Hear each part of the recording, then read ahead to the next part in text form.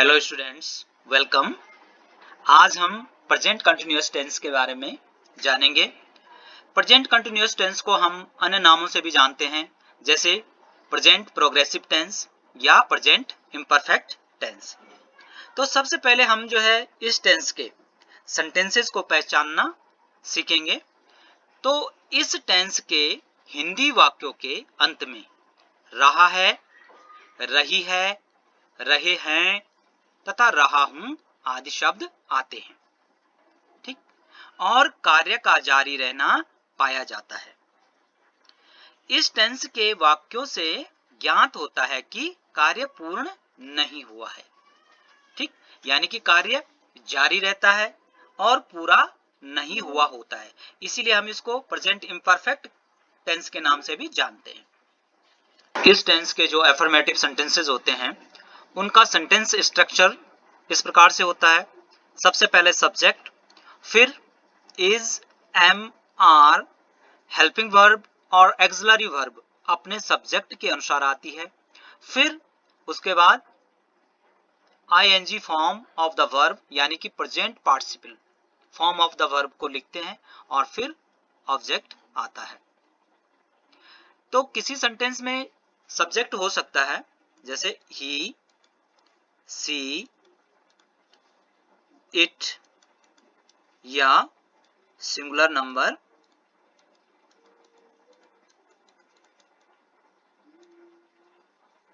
Noun जैसे boy हो सकता है या गर्ल हो सकता है, सोहन, मोहन कोई नाम हो सकता है।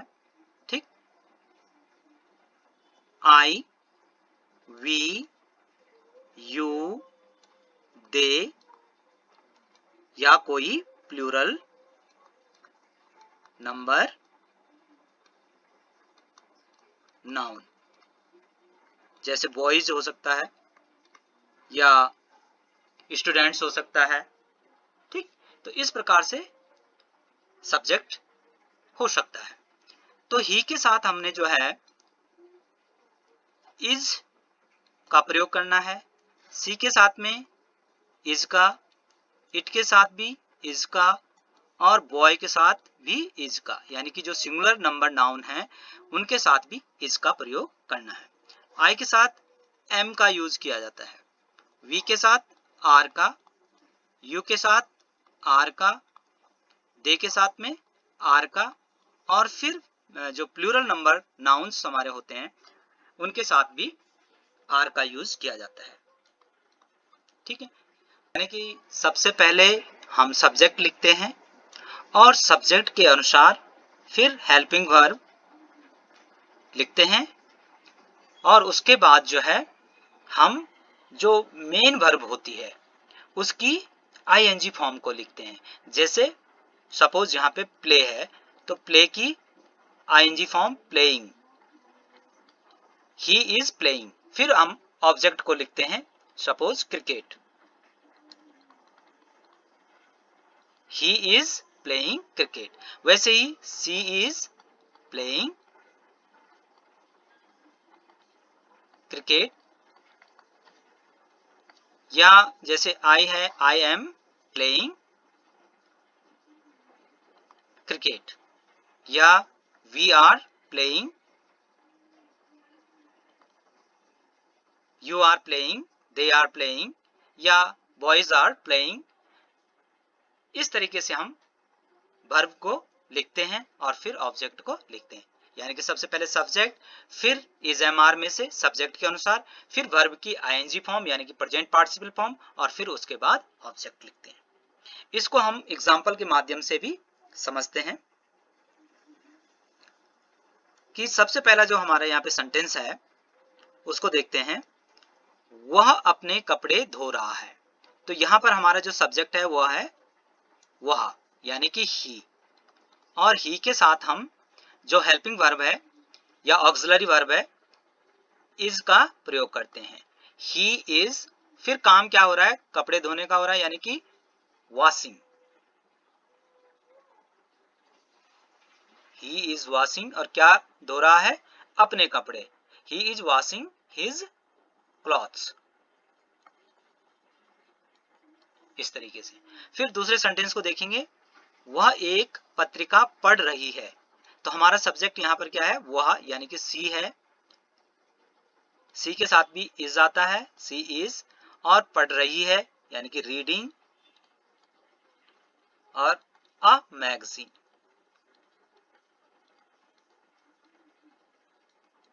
ठीक, वर्षा हो रही है, इट इज रेनिंग। फिर संजय अपने गांव जा रहा है, ये जो है सिंगुलर नंबर नाउन है, तो संजय इज गोइंग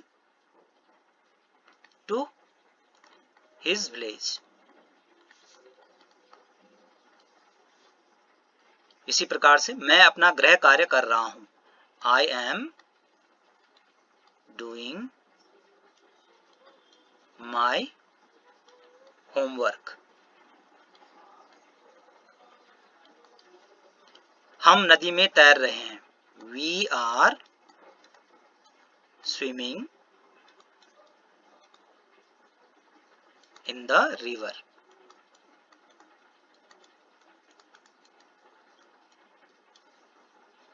तुम फूल तोड़ रहे हो, यू आर प्लकिंग फ्लावर्स। वे फुटबॉल खेल रहे हैं, दे आर प्लेइंग फुटबॉल। तो इस प्रकार से हम इन सेंटेंसेस को ट्रांसलेट करते हैं। सबसे पहले सब्जेक्ट को लिखते हैं, फिर इज एम आर में से जो सब्जेक्ट के अनुसार उपयुक्त है उसको लिखते हैं, फिर वर्ब की जो है आईएनजी फॉर्म को लिखते हैं, और उसके बाद ऑब्जेक्ट को लिखते हैं। तो ही के साथ हमने इस का प्रयोग किया है, सी के साथ इसका, इट के साथ इसका, संजय यानी कि सिंगुलर नंबर जो हमारा नाउन सब्जेक्ट है उसके साथ में इसका, आई के साथ में एम का, वी के साथ में आर का, और यू के साथ में भी आर का, और दे के साथ में आर का प्रयोग किया है, और फिर वर्ब की आईएनजी फॉर्म को लगाया है। ठीक, अब हम वर्ब में आईएनजी लगाने के नियमों को जानते हैं।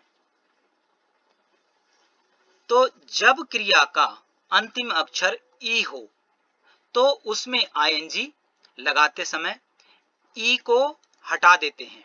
फॉर एग्जाम्पल राइट है, राइट में जो अंतिम अक्षर है वो ई है, तो हम जब इसमें आईएनजी जोड़ेंगे तो क्या करेंगे, इस ई को हटा देंगे, WRITING इस तरीके से लिखेंगे।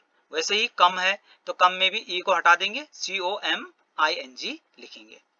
जब वर्ब के अंत में एक कॉन्सोनेंट हो और उससे पहले एक वोवेल हो तो अंतिम कॉन्सोनेंट डबल हो जाता है। जैसे कट है तो कट में जो अंतिम अक्षर है वो है टी, और टी से पहले यू वोवेल आया हुआ है, तो ये टी जो है डबल हो जाएगा जब हम आईएनजी जोड़ेंगे, CUTTING। वैसे ही स्टॉप में भी है, तो पी से पहले ओ आ रखा है तो ये पी क्या हो जाएगा, डबल हो जाएगा। वैसे सिटिंग में भी है, और एक शब्द पहले भी आया था स्विम, SWIM, तो हमने जब इसको ING लगाया था तो SWIMMING किया था, स्विमिंग। ठीक, तो अगला जो नियम है, यदि वर्ब के अंत में IE आता है तो ING जोड़ते समय IE को Y में बदल देते हैं। जैसे टाई है तो इसमें IE आ रखा है तो ये IE जो है Y में बदल जाएगा, TYING फिर हम लगाएंगे। वैसे डाई है, DIE है तो IE को हटा के उसको Y में चेंज कर देंगे और फिर ING लगाएंगे, DYING।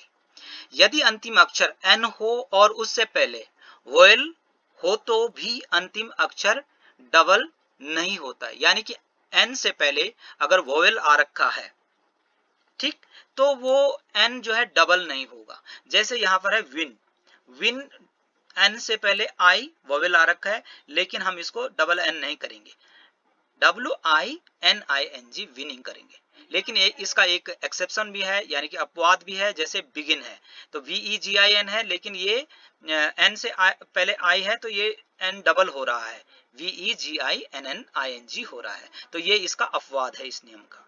ठीक, यदि अंतिम अक्षर कॉन्सोनेंट है हो और उससे पहले दो वोवेल्स आए हों तो अंतिम कॉन्सोनेंट डबल नहीं होता है। फॉर एग्जाम्पल, जैसे यहाँ पे रीड है तो लास्ट अंत में जो है डी आ रखा है, लेकिन उससे पहले दो वोवेल आ रखे हैं, ई और ए, तो ये डी डबल नहीं होगा, यानी कि READING इसकी स्पेलिंग हम लिखेंगे। ठीक, नेक्स्ट अब हम नेगेटिव सेंटेंसेस पे चर्चा करते हैं। नेगेटिव सेंटेंसेस में जो है जो स्ट्रक्चर होता है वो इस प्रकार से होता है, सबसे पहले सब्जेक्ट, फिर सब्जेक्ट के अनुसार इज, एम और आर में से कोई एक, फिर नॉट और फिर ING form of the verb को लिखते हैं और फिर ऑब्जेक्ट को लिखते हैं। ठीक है, तो यहाँ पर जो हमारे सेंटेंसेस है इनको देखते हैं।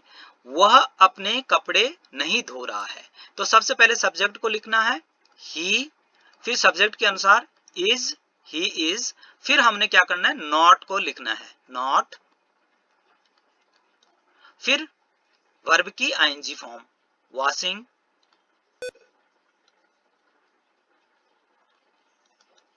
His clothes. ठीक, संजय अपने गांव नहीं जा रहा है, संजय,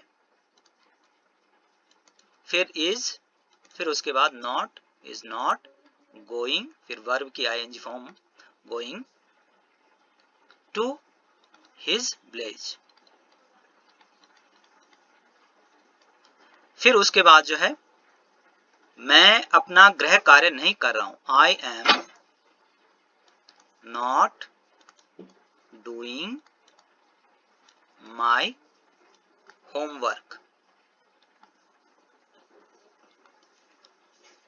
वैसे ही हम नदी में नहीं तैर रहे हैं, वी आर नॉट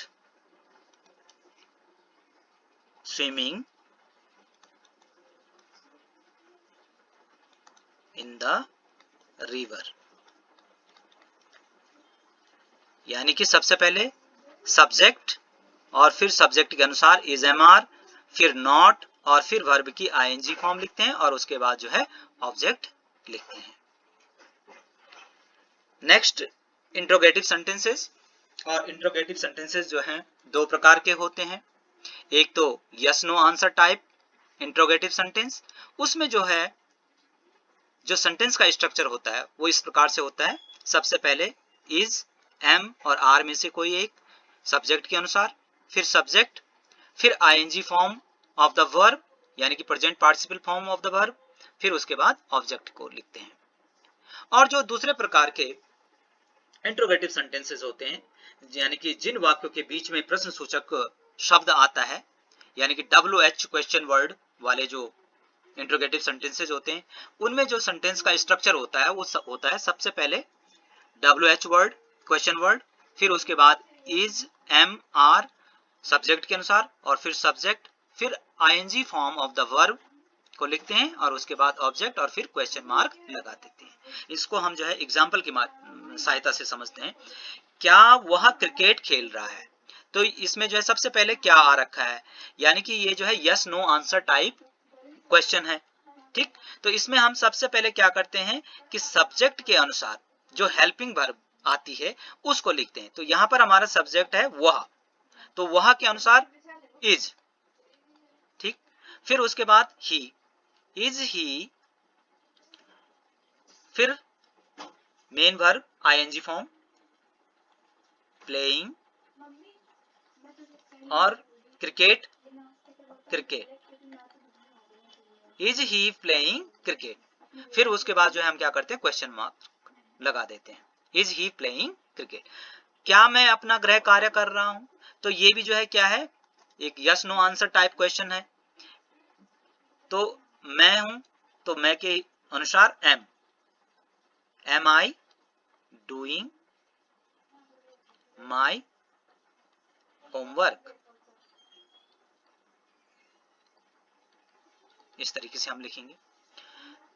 वह क्या पढ़ रही है, इसमें जो है जो इंट्रोगेटिव वर्ड है वो बीच में आया हुआ है, वह क्या पढ़ रही है, तो इसमें हमने सबसे पहले उसी प्रश्न सूचक शब्द की इंग्लिश लिखनी है। तो क्या को इंग्लिश में कहते हैं व्हाट। फिर इज एम आर कर्ता के अनुसार, तो कर्ता हमारा जो है क्या है, वह है, सी है, तो इज, व्हाट इज, और फिर सब्जेक्ट सी, और फिर मेन वर्ब की ING form, what is she reading. Next example को देखते हैं, वे कहां जा रहे हैं। तो यहां पर सबसे पहले हमने कहां की इंग्लिश लिखनी है, वेयर, फिर इज एम आर सब्जेक्ट के अनुसार, तो यहां पर हमारा सब्जेक्ट है वे यानी कि दे के अनुसार आर आएगा, वेयर आर दे गोइंग, और फिर क्वेश्चन मार्क लगा देंगे। तो इस प्रकार से हम दोनों प्रकार के इंट्रोगेटिव सेंटेंसेस को ट्रांसलेट करते हैं।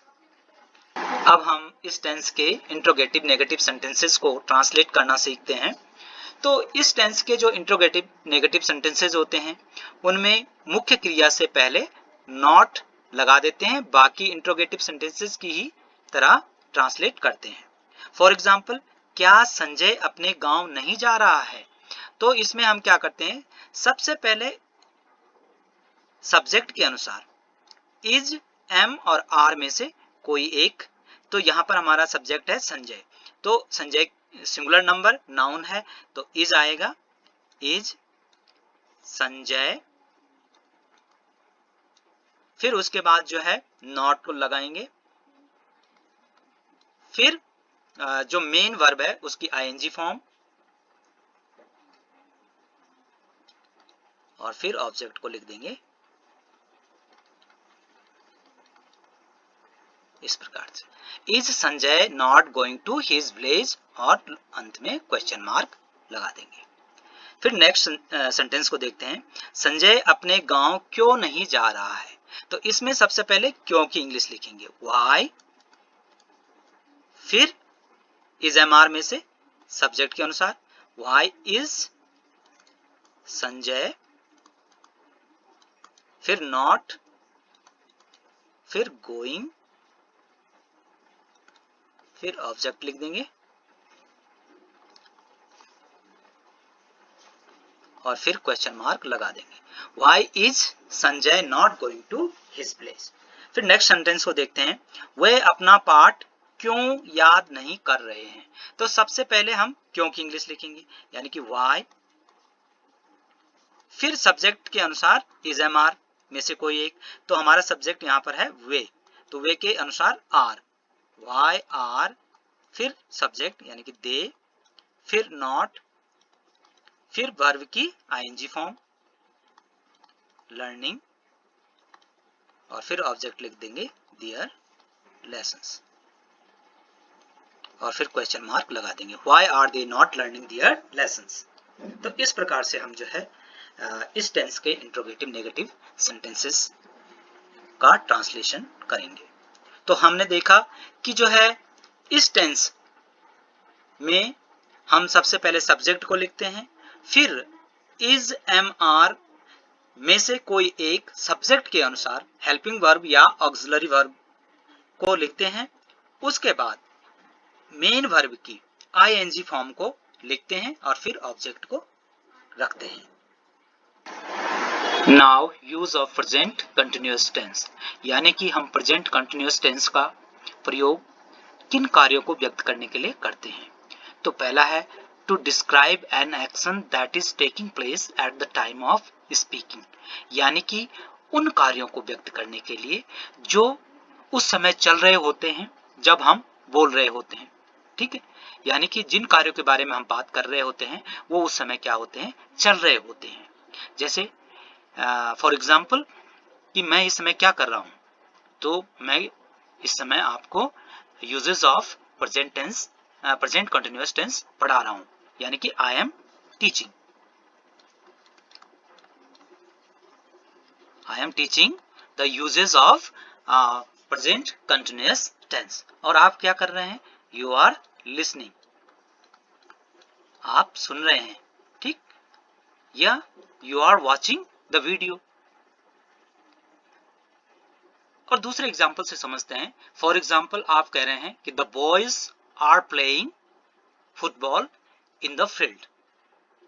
तो इसका मतलब हुआ कि बॉयज जो हैं फील्ड में हैं और वो फुटबॉल खेल रहे हैं। ठीक, यदि हम ऐसा कह रहे हैं कि सुरेश अपनी किताब पढ़ रहा है, यानी कि Suresh is reading his book, तो इसका मतलब है सुरेश बैठा हुआ है और वो उसके पास किताब है और वो उसको पढ़ रहा है। यानी कि जब हम बोल रहे होते हैं तो उस समय वो कार्य क्या होता है, जारी होता है, वो कार्य चल रहा होता है। ठीक, तो एक प्रयोग तो प्रेजेंट कंटिन्यूअस टेंस का ये है। इस टेंस का जो दूसरा प्रयोग है वो है the present continuous tense is used to express a temporary action which may not be going on at the time of speaking। एक ऐसे अस्थायी कार्य का वर्णन करने के लिए जो उस समय नहीं चल रहा होता है जब हम बोल रहे होते हैं, बल्कि ये क्या होता है कि ये जो है over a period of time, जिसमें प्रेजेंट भी शामिल होता है, में चल रहा होता है। जैसे आप मुझे पूछें कि which book are you reading, तो मैं कहूंगा कि I am reading treasure island.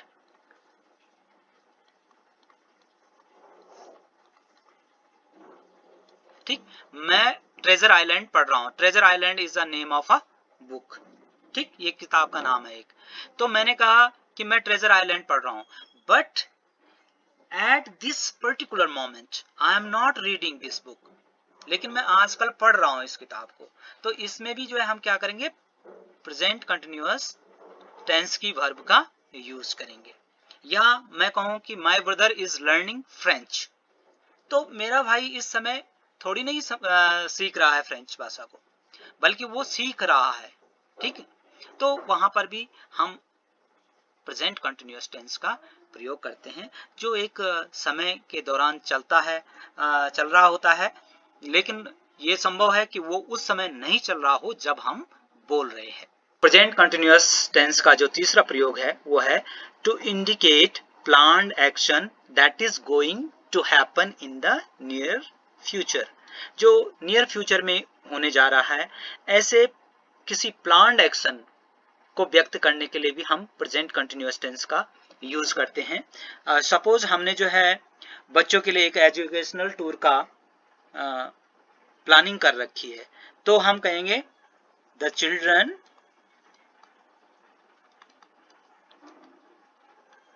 are going on an educational tour this Monday। तो ये हमने एक कार्य है जो कि प्लान कर रखा है कि हम मंडे को जो है, जो बच्चे हैं वो मंडे को जो है एक एजुकेशनल टूर पे जाएंगे। ठीक है, लेकिन ये भविष्य के फ्यूचर का कार्य है, लेकिन हम इसमें जो है जो वर्ब का यूज करते हैं वो करते हैं प्रेजेंट कंटिन्यूअस टेंस की वर्ब। ठीक, अगला है to express the changes happening around now. वो चेंजेस जो कि चल रहे होते हैं, हो रहे होते हैं। तो जैसे for example the population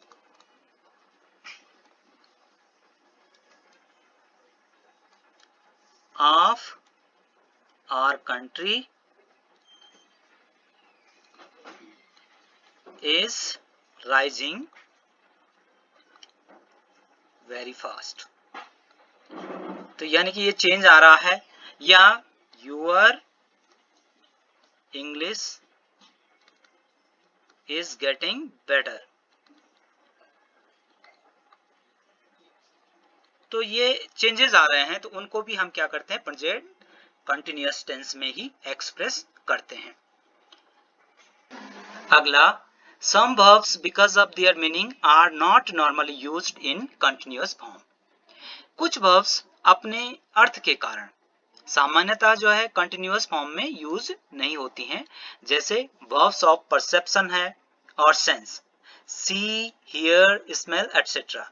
for example, अगर मैं ये कहना चाहता हूं कि मैं एक कार देख रहा हूं, तो मैं इसको ऐसा नहीं कहूंगा कि I am seeing a car, बल्कि मैं इसको कैसा कहूंगा, आई सी a car.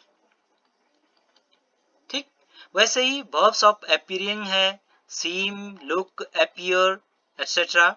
verb of thinking है think, believe, agree, know. verb that describe feeling wish, desire, love, hope, hate. और verb ऑफ possession है possess है belong, own, etc. इनका हम नॉर्मली जो है कंटिन्यूअस फॉर्म में यूज नहीं करते हैं। तो इस प्रकार से हमारा ये जो प्रेजेंट कंटिन्यूअस टेंस है ये पूरा हुआ।